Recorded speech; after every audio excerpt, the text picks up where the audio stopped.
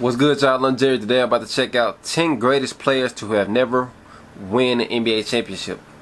To win an NBA championship is like one of the proudest moments of your career. It's like when you finally make it to the big stage and you actually win. That cements your legacy as one of the greatest basketball players of all time. But it's also some great players to have never won the NBA championship. Players that I can name off the top of my head, such as Charles Barkley, John Stockton, Karl Malone, Allen Iverson, Steve Nash. Those right there, those are legends who have never won the NBA championship. Grant Hill, but current players right now, such as Chris Paul, Carmelo Anthony, Russell Westbrook, James Harden, active players that have never won a championship yet in their careers. But let's hop into the video to see how many other great players who have never won an NBA championship. One goal that every or most NBA players share Yes, sir. is winning an NBA championship. You got to. Making it through the regular That's the reason why you play. to the playoffs, and then winning the NBA Finals, and getting to celebrate with all their teammates and coaches Families for all too. their hard work finally paying off, and then getting to spend the offseason calling themselves a champion. Yes, but no sir. matter how good a player is, only one team wins the championship every year, which means there's a lot of players that never got to experience that or win a ring of their own. And we're about to Jerry look at West 10 of them. is But another one. first, I think he shout out won. to He might have won one. that didn't make the I list. could be wrong. Carmelo Anthony, Grant Hill, Vince Carter, Reggie Vince Carter Miller, too. Pistol Pete, Reggie and Miller. I Chris forgot about Reggie Webber. Miller. Now onto the list. Starting with number 10, George Gervin. George Gervin, the Gervin's one Iceman. of NBA's all-time great scorers. In the 70s, he led the league in scoring 4 times in 5 years, with him averaging over 33 points a game in his best season.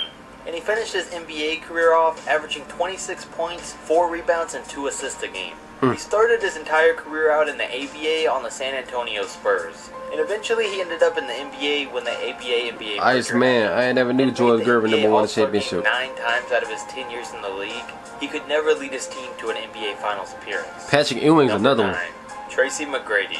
McGrady is one of the greatest T-Mac. guards the NBA has ever seen. T-Mac stay hurt a One of lot. the most complete overall games that we've ever seen from a shooting guard. In his best season, he averaged 32 points, 6 rebounds, and 5 assists a game. He was a 7-time All-Star, a 2-time scoring champion, and a 2-time member of the All-NBA First Team. But even though Tracy McGrady was such a great player on the court, his career goes to show that not everyone can have the perfect career. He was one of the league's top players, but he never made it past the second round in the playoffs, except for on the Spurs, which doesn't count. And his time as a top player was really cut short because of all of his injuries. He was in his prime in Orlando, but he never had a good team to help him out in the playoffs. So his only real chance at a deep run in the playoffs was with his time in Houston, when he was teamed up with Yao Ming. And that was a great team and all, but we're talking about 2 of the greatest careers ended and really affected by injuries. At least one of those guys was always injured at some point, so things never really worked out, leaving Tracy to being one of the greatest players to never win a championship or make it out of the second round of the playoffs. That's crazy, man. Number 8, Dominique Wilkins. Dominique Wilkins. Dominique will always be known for his insane in-game dunks and his dunk contest battles with Michael Jordan.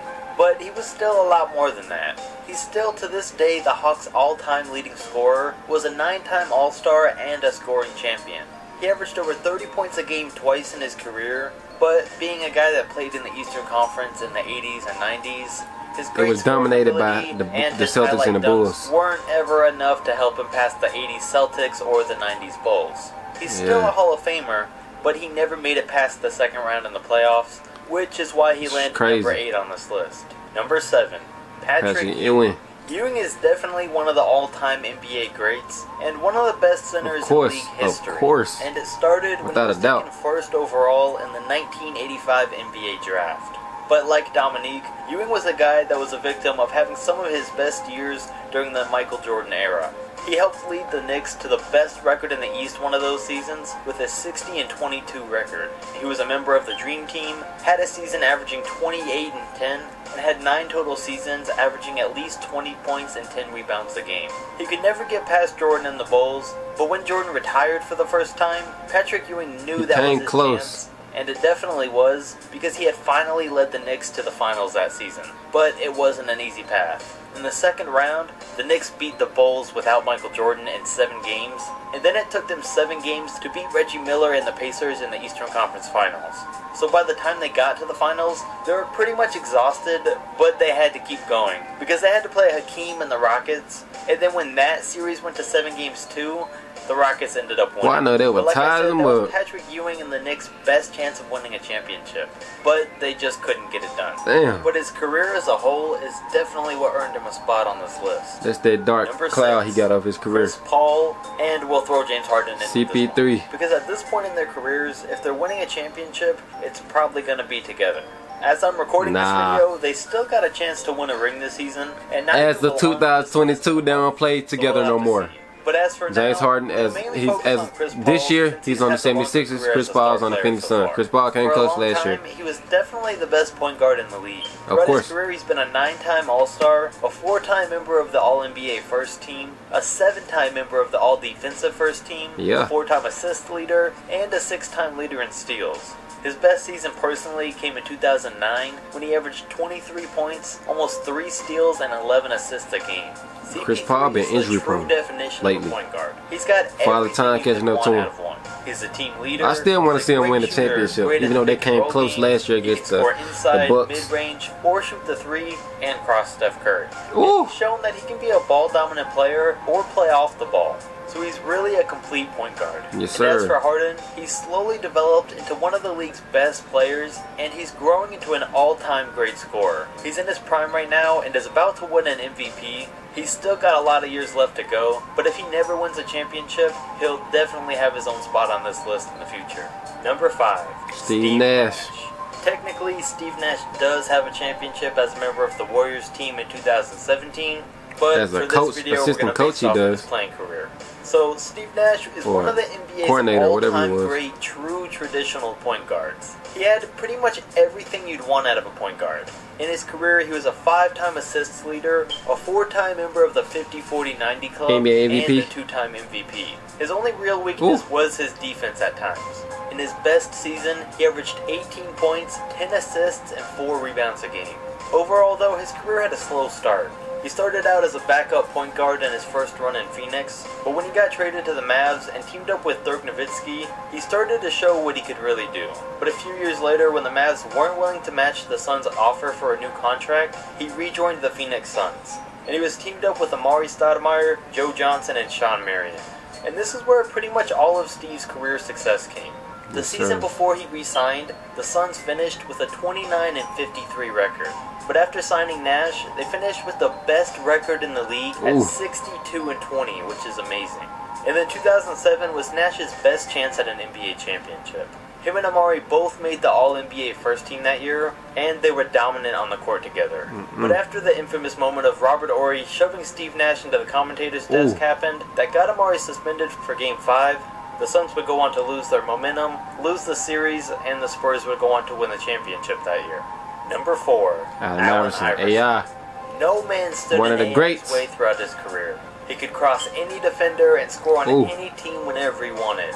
But his biggest enemy was himself at times. His insane and Hall of Fame career was clouded by his own off-court issues. At only 6 feet tall, he was a league MVP that led the league in scoring 4 times. Ooh. And he averaged over 31 The points a crossover. game twice in his career. He truly led his team to the NBA Finals in 2010 with a group of Ooh. guys that wouldn't have been anywhere near the finals without him. When they played against the defending champion Los Angeles Lakers, led by Kobe and Shaq, they stood no 2001. chance and lost in 5 games. Ooh. He never had the best team, but he always made the most out of it. For the next 12 years after making the finals, Iverson spent his time putting up great numbers, but never being able to get along with his coaches or get the teammates that he needed. He tried to team up with Carmelo in 2006, but Didn't that work. never turned out as good as everyone had hoped. Number 3, Charles Barkley. Barkley was another guy that Charles lost out Barkley on the was so opportunity cold for a championship back in the thanks to day. the era of Michael Jordan and the One 90s of the Bulls best team. power He was forwards another ever. member of the 92 Dream Team, an 11-time All-Star, and he won a league MVP. I don't know if he in played power forward. 1993. Probably one of the that best season, he averaged forwards. 25 points, I think it was a 5 small forward. assists, and 12 rebounds a game.